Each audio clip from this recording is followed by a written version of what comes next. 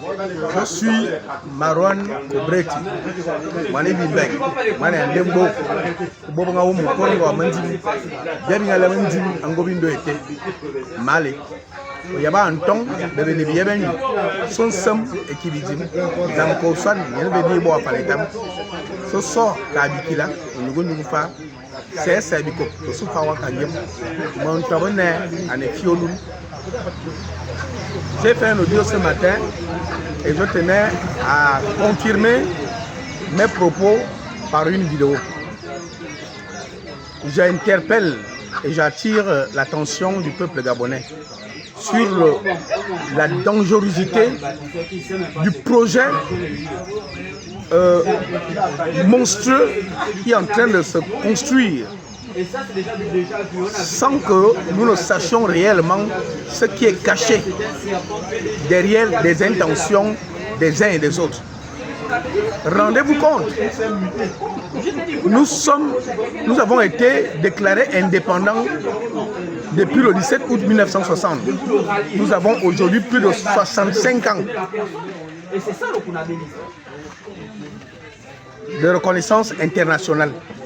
Nous avons embrassé la démocratie et le multipartisme en 90 et nous savons tout ce qui s'est fait, tout ce qu'il a fallu. Beaucoup ont payé de leur chair, de leur âme pour que la démocratie soit admise dans notre pays.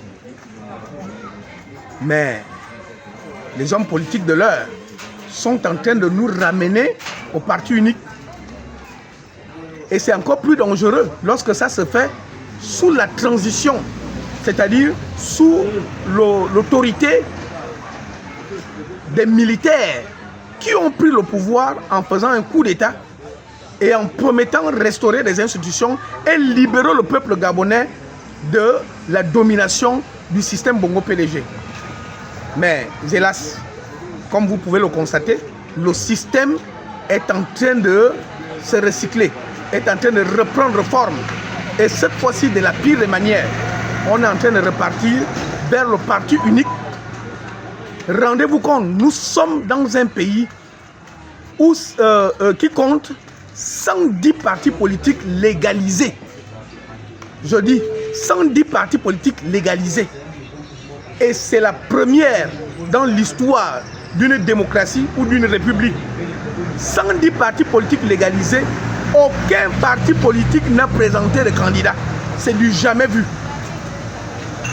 Pire, sur quelle base les leaders politiques, notamment des grands partis politiques qui sont reconnus, on parle de l'Union nationale, on parle de héritage et modernité, on parle de Jean Ping avec toute son équipe et bien d'autres, puisque hier, nous avons vécu un phénomène.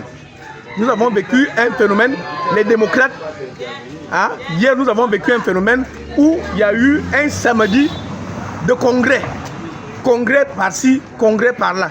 Et tous ces congrès ont eu comme conclusion commune, c'est le soutien à la candidature du général Brice Clotaire Oligui-Nguema.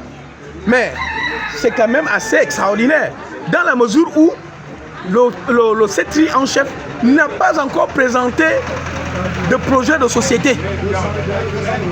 Sur quelle base ils se sont ralliés à l'indépendant CETRI? Sur quelle base?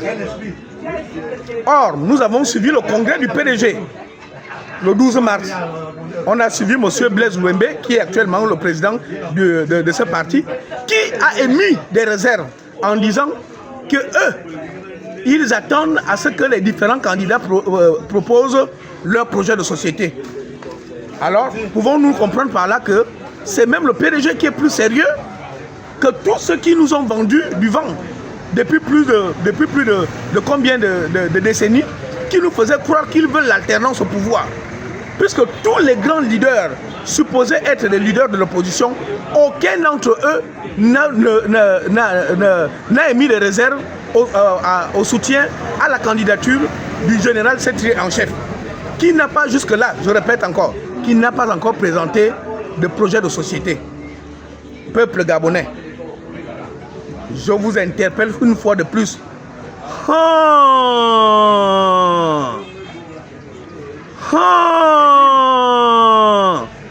c'est un cri d'alarme. Parce que ce qui est en train de se préparer est très dangereux. C'est en ces termes que je voudrais m'adresser à vous. Je vous remercie.